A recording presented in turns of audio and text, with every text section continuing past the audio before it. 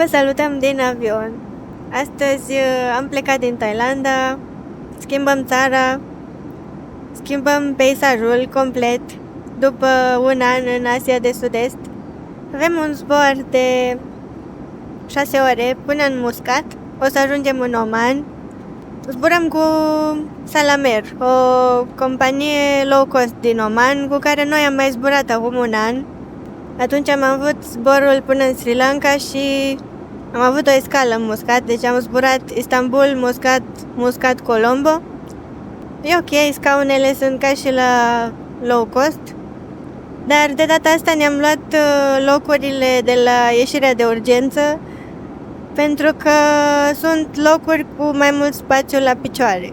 Și ne-am gândit că, având un zbor de 6 ore, o să fie mai confortabil așa. Credeam că o să ni se facă ceva instructaj separat, pe lângă instrucțiunile de zbor care se fac la orice zbor, dar nu ni s-a zis nimic, nu ne-au mai spus nimic extra. Singurul inconvenient e că nu ai fereastră. Ai spațiu destul de mare la picioare, e ok, cum ziceam. Au stins becurile, probabil ca să adoarmă oamenii, pentru că până acum a fost foarte mare călăgie, zburăm deja de 2 ore, e plin avionul de copii. Biletul a costat $235, dacă țin minte bine, de persoană. Un preț ok, chiar foarte ok pentru un zbor de 6 ore și ceva, fără escală, doar că după ce am luat biletul, la vreo 3 zile am primit notificare că biletul s-a ieftinit cu încă $70-80 de persoană. Era o campanie de 2 zile pe ruta Bangkok-Muscat, unde cel mai scump bilet era 160 sau ceva. Deci am fi economisit aproape un bilet, nu chiar un bilet, jumătate de bilet dacă mai așteptam 3 zile. Asta e. Se ratează și astfel de ocazii. Asta ne-a fost ciudărând. Da, pentru că puteam să mai aștept 2 zile, da, și sau dacă luam cu 24 de ore înainte, puteam să-l anulez, după care să iau din nou, dar dacă am încercat să-l schimb, nu se făcea diferența de preț, doar în plus. Deci diferența de preț în minus nu este la avion, doar în plus dacă schimb biletul.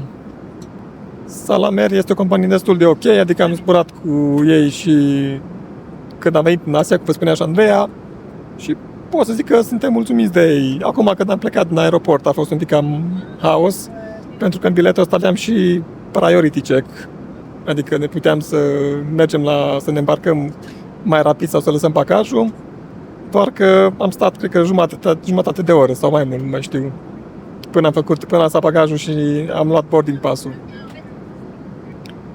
Acum o să fie interesant când aterizăm în Muscat și în peninsula arabă, pentru că o să fie un alt peisaj și după un an și o săptămână sau 2, cam așa, în care am avut multă verdeață și vegetație cam peste tot, o să vedem peisaje deșertice și semideșertice și o să fie destul de interesant.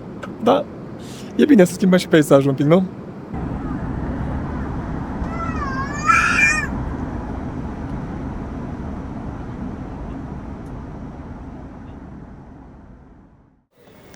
Ore mai târziu, suntem în Muscat, în Sultanatul Oman, cum e denumirea oficială. Mergem la emigrări și după ce trecem de controale, vă mai dăm detalii. La cazare, când ajungem, vă povestim cum a fost zborul ăsta. E cam gol pe aici. Acum așteptăm un autobuz. Există de aici din aeroport autobuz care teoretic ne-ar duce până foarte aproape de cazare. Ne-am luat o cazare în Old Muscat. O să vedeți că sunt 2 părți ale orașului, o parte mai nouă și o parte mai veche. Și stăm în partea veche a orașului.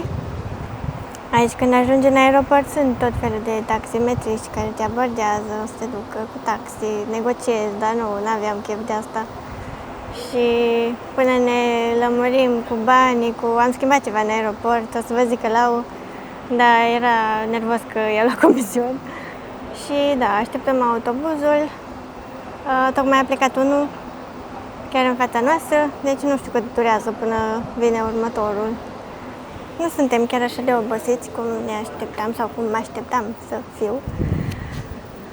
Dar ce e fain e că am plecat la 11, am făcut 6 ore și acum e ora 3 și ceva.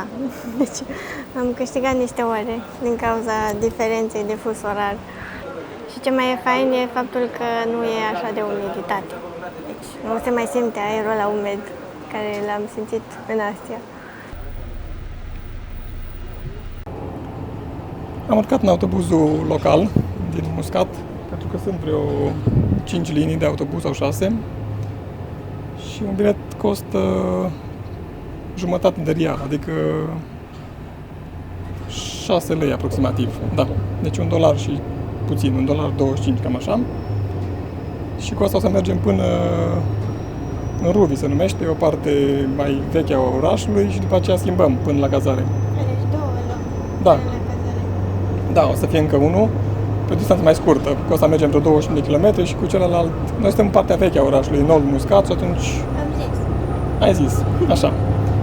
Și am plătit cash, pentru că așa am citit pe internet, acolo are un semn de card, dar nu știu dacă se poate plăti cu cardul, deci am plătit cash.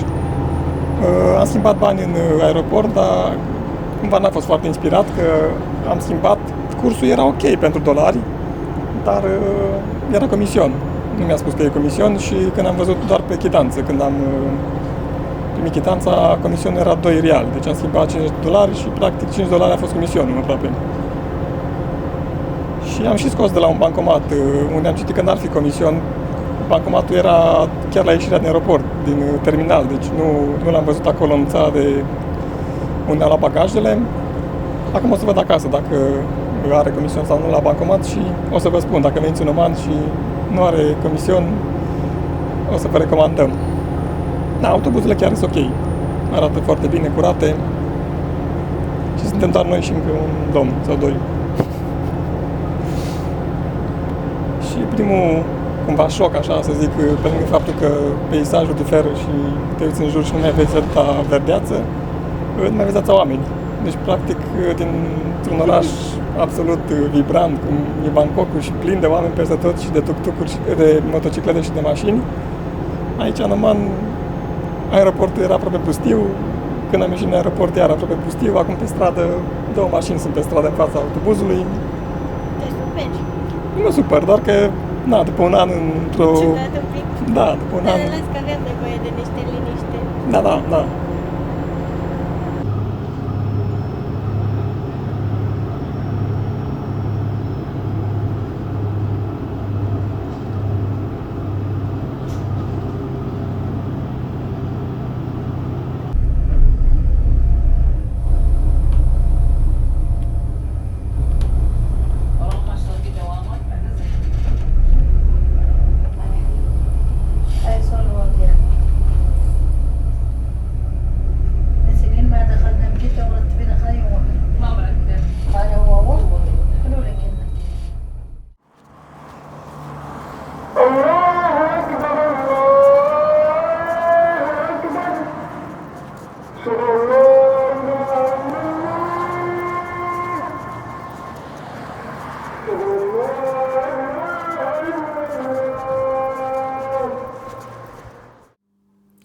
Suntem la cazare.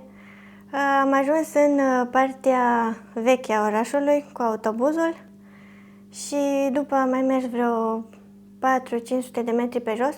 N-am bășbăit prea mult pentru că omul de la cazare ne-a dat un video exact cu pe unde mergem ca să ajungem la cazare, pentru că sunt niște străduțe așa mai înguste printre case de-astea vechi, tradiționale. Cazarea e ok, e curată, arată bine. Afară nu e prea fain peisajul, pentru că sunt mai mult case din astea care sunt mai degradate. Dar vedem mâine cum se vede. Acum e așa spre seară și nu ne-am dat seama bine. Avem o bucătărioară mică. Asta e camera. Văd că ne-au lăsat pilota și prosoapele înfoliate, probabil așa vin direct de la spălătorie. și aici e baia. Dușul e așa pe din afară, dar o să fie ok. Și o chiuvetă mai mică n-au găsit. Dar e bine. Chiar e ok și miroase acurat. Și da, acum o să mă apuc să despachetez bagajele, aștept să vină Lau, care s-a dus să găsească ceva de mâncare. Deci așa îmi place aerul, nu e nici prea cald, nici prea frig.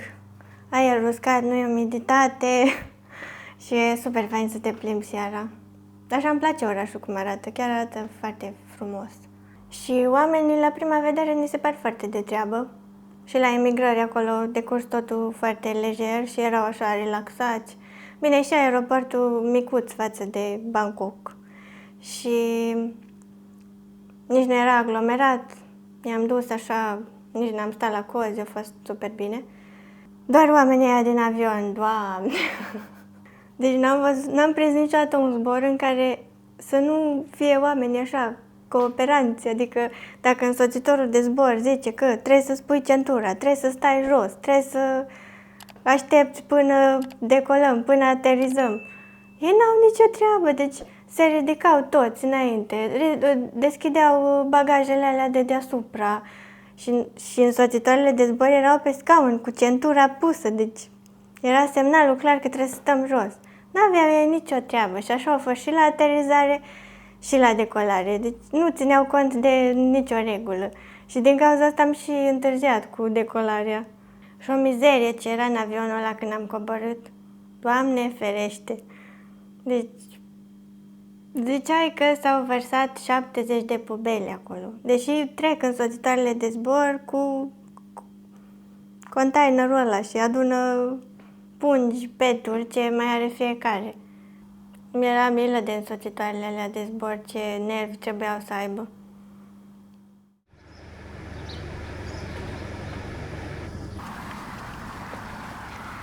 E a doua zi. Am dormit chiar bine și astăzi am ieșit să ne lămurim cu prețurile, cu banii. Asta e un vlog de prim contact cu Muscat și cu viața din Oman. Vremea e perfectă pentru plimbare și pentru a ieși. Sunt 24 de grade. La soare destul de cald, dar bate vântul și e chiar confortabil. Acum am văzut că se mai încălzește zilele următoare, dar noaptea e foarte bine, până în 20 de grade. Perioada cea mai bună ca să vii în Oman e din noiembrie până prin martie.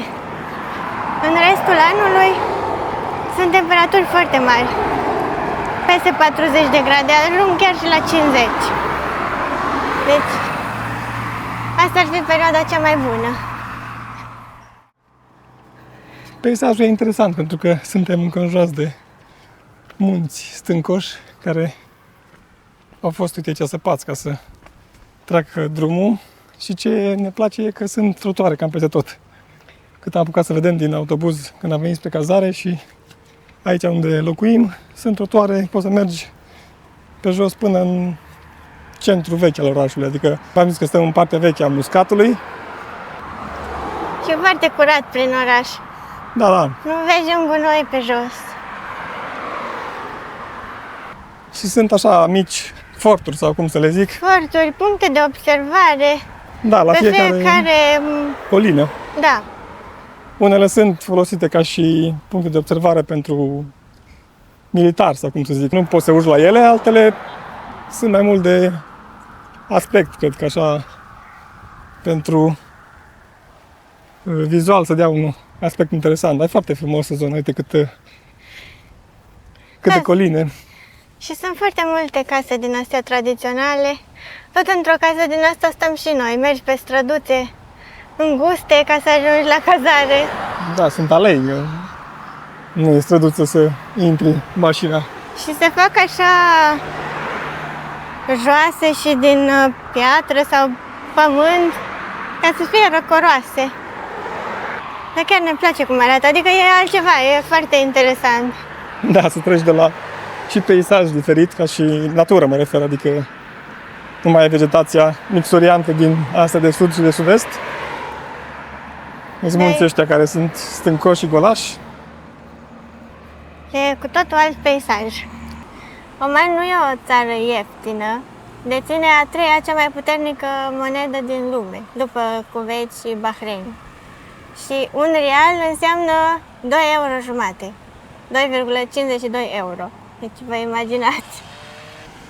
Acești sunt banii din Oman, așa arată 10 riali.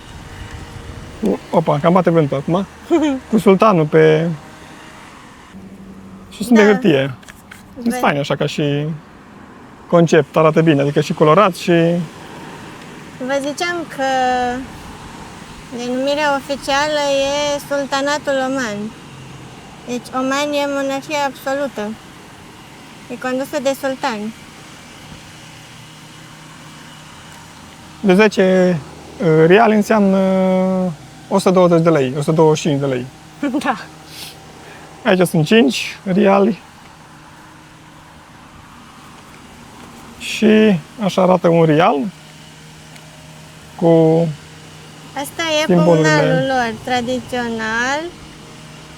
L-am văzut că îl au și pe stema țării, cumva Asta și e pe stema. pașaport l-am văzut la oameni în aeroport. Da, Și pe steag este da, exact simbolul ăsta.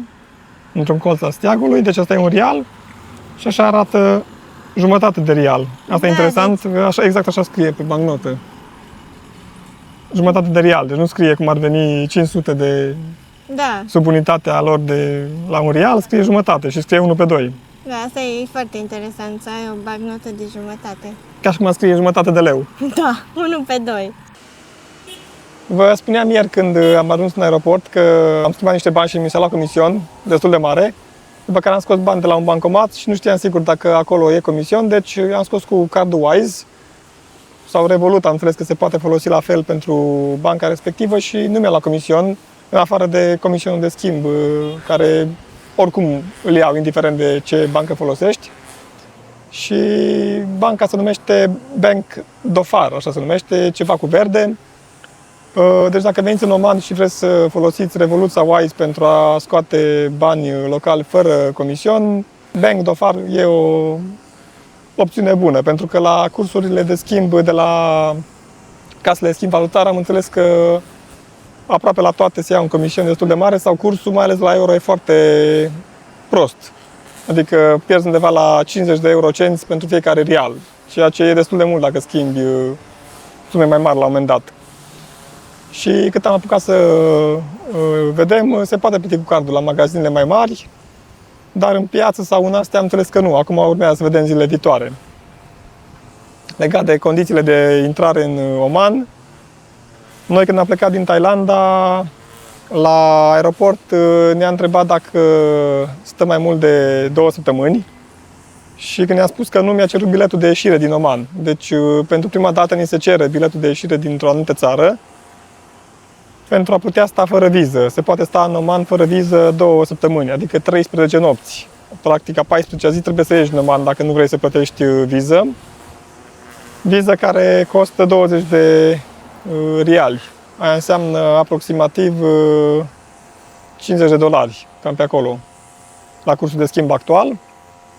Dacă vrei să stai mai mult de 2 săptămâni, poți să-ți extinzi șederea, adică nu trebuie să ieși din țară ca să intri din nou, doar trebuie să mergi ori la imigrări, că am înțeles, sau la ambasadă să soliciți viza, cred că la imigrări e, și aplici pentru viza de 30 de zile, care, vă spuneam, costă aproximativ 50 de dolari.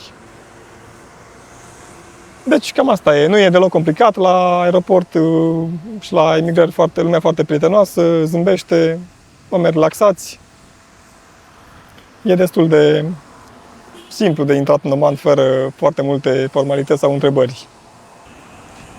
Un lucru interesant e faptul că, fiind o țară condusă de sultan, cumva totul e sub autoritatea sultanului și ce ne-a surprins prima dată când am luat contact cu Omanul a fost faptul că, încercând să sunăm acasă pe WhatsApp, nu a mers. Adică spunea că, datorită locației, nu se poate folosi WhatsApp pentru call sau video, doar pentru mesaje. Pentru că noi conversam cu gazda încă de vreo 2 săptămâni înainte de a ajunge în Oman și n-a fost nicio problemă. Deci mă gândeam că e din cauza internetului. După care am aflat că WhatsApp-ul cumva e restricționat pentru a folosi pentru call sau video și am folosit un VPN.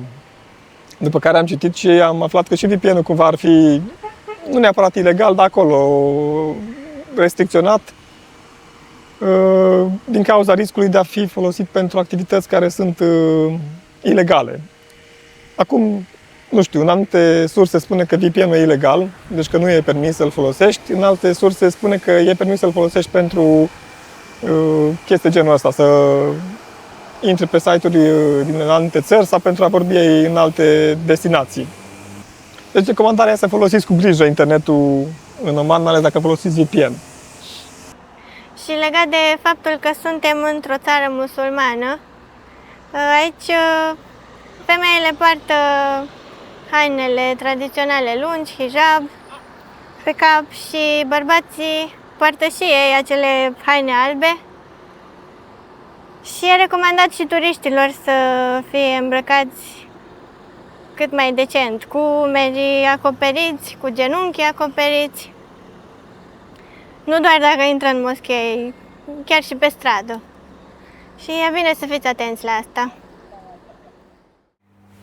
Am fost la cumpărături, ca să ne mai cumpărăm așa de a mânca dimineața, seara. Restaurante încă n-am găsit aici, în zona noastră. O să vedem în zilele următoare sau în vlogul următor. Nu am filmat în magazin tot cu lavalier, pentru că nu știu dacă era permis sau nu, n-am întrebat, dar am zis hai să evităm. Dar am luat câteva cadre cu telefonul și prețurile sunt mai mari, dar nu așa de mari cum ne așteptam, să zicem. Cea mai mare parte din produsele din magazine sunt din import. Pentru că ei nu produc, în afară de faptul că au petrol, ei exportă pește, curmale și tămâie. Sunt cel mai mare exportator de tămâie din lume.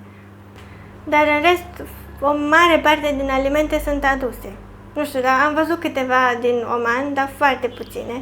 Și dacă te duci la raioanele de legume, fructe, acolo scrie exact din ce țară provine fiecare. Și a fost foarte interesant să vedem dragon fruit din Vietnam, mere din Ucraina. Sunt o grămadă de fructe și legume din India și alte alimente, și orez și tot felul, și linte. O grămadă de produse au din India. Foarte multe preparate libaneze. Ne-am cumpărat câte ceva, o să vă arătăm imediat și vă zicem și cam cât am plătit. Deci pe toate cumpărăturile făcute astăzi am plătit 11 riali, cam așa. Asta înseamnă 135 de lei, cam așa am văzut pe conversie, 135 aproximativ. Și am luat destul de mult, adică prețurile nu sunt atât de mari dacă iei anumite produse cu care deja poate ești obișnuit. Și am luat banane, dar din India, roșii, astea sunt din Oman, roșiile. Deci banane au costat 5 lei kilogramul, cam așa erau. Roșiile au costat aproximativ 3 lei kilogramul.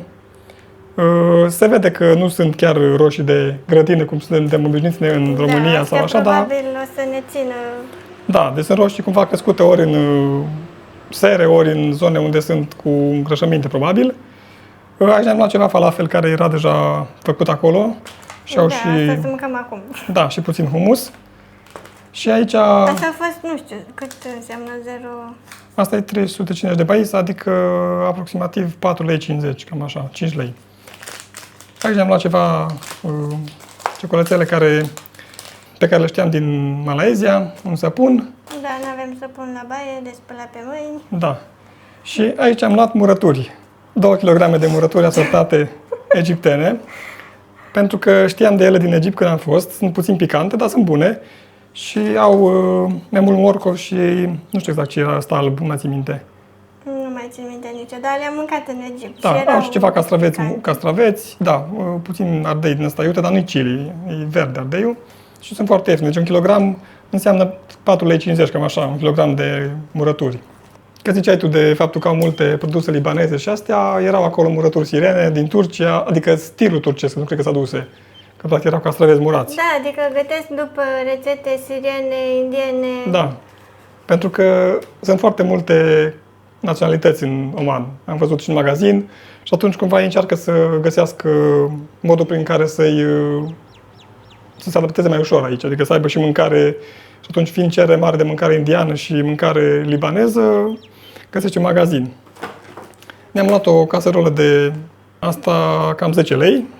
Sunt vreo 10 bucăți aici. Mi s-a părut super bun prețul, adică e foarte mare și 10 Da, lei. am luat la bani, adică cred că e un fel de airan. Eu sper să fie airan, dar nu am găsit să scrie Airan nu este, dar pe sticlă. e, pentru că are... Laban e libanez? Nu știu. Dar are sare, deci tot ceva în genul ăsta e ca și airanul. Probabil că e tot ca airanul, da. Lapte condensat, pentru că ne-am obișnuit din Vietnam să mai folosim la cafea. Ceva cașcaval. Da, brânzeturile sunt destul de scumpe, dar nu e niciunul făcut aici sau în zona asta. Sunt aduse din Turcia, din unde mai erau, tot așa de prin... Da, și ce am observat au pungi foarte mari de 2,5 kg cu lapte praf. Da. Asta pentru că probabil se transportă mai ușor, nu îți mai faci griji că e perisabil. Jumătate de kilogram de lapte, de litru, asta a fost, cât a fost? 350, de tot așa, vreo 4 lei. Laptele e destul de scump, 7 lei sau 8 lei, cam acolo vine litru, de lapte din ăsta complet, adică nu degresat. Și ce am mai luat aici sunt 30 de ouă.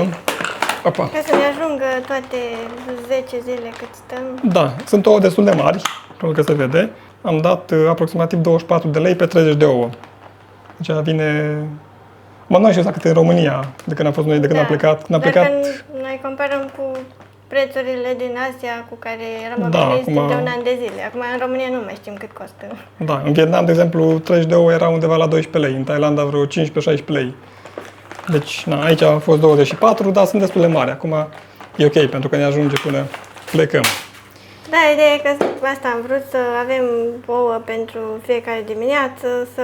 Da, și am vrut să vedem și cum arată produsele din magazin, ce au diferit, ce au asemănător cu alte țări în care am fost, pentru că noi am fost la hipermarketul la care mergeam și în Kuala Lumpur, de exemplu. Da, e tot Lulu. Da, Lulu Hipermarket, și atunci am înțeles de ce în Kuala Lumpur găseam foarte multe lipii acolo și airan am mâncat. Bine, asta și pentru că și ei sunt musulmani. Și asta, dar văd că e din zona arabă, sau și aici au magazinul. Și la lapte e foarte interesant că noi inițial am văzut la lapte la cutie, da, la un UHT scria pe el, și când m-am uitat mai atent scria că e făcut din lapte praf și scria primul ingredient era apă. Da, fresh water. Da, și atunci am zis, stai un pic, că ceva nu e ok. Și după aceea scria acolo că e made with powder milk. Da. Și era mai scump decât laptele așa la sticlă, care e cumva, cum să zic, 100% lapte. Da, adică nu e degresat, nu e lapte cu lapte praf. Da, și acum o să vedem cum e la banul ăsta, dacă e ca și airanul. Noi ne era poftă de ceva brânză, de airan, iaurt, falafel, Da. chestii din zona arabă. Pentru că aici lângă noi apare pe hartă un restaurant Dar micuț, nu-i deschis. dar ori nu mai e, ori nu e deschis. Nu știu, că 6 seara am fost să iau și nu era nimic. Și acum am trecut pe lângă el și na, e ora 3:30, 4. Cum zicea și Lau, sunt foarte mulți oameni aici din diverse țări. E un mix așa de populații. Sunt foarte mulți indieni, pakistanezi, africani am văzut și sunt veniți aici să muncească. Chiar citeam că peste 50% din forța de muncă din Oman o reprezintă indienii. Deci, indienii sunt cea mai mare populație străină din Oman. De asta sunt și foarte multe preparate de origine indiană, sunt oricum multe produse importate din India. Și asta pentru că câștigă mult mai bine, evident. Au salarii mai mici față de salariile oamenilor din Oman, dar toți sunt mult mai mari față de salariile pe care le-ar fi avut în India. Și acum că ne-am făcut o impresie despre costuri, prețuri, despre cum arată așa un prim contact cu Oman, o să încheiem vlogul și în videoul următor o să descoperim orașul mai îndeaproape. Asta a fost doar primul contact, ați văzut cum am ajuns și în vlogul următor descoperim orașul La Paz. Mulțumim că ne-ați urmărit, lăsați-ne în comentarii întrebări dacă aveți sau curiozități și ne revedem în vlogul următor.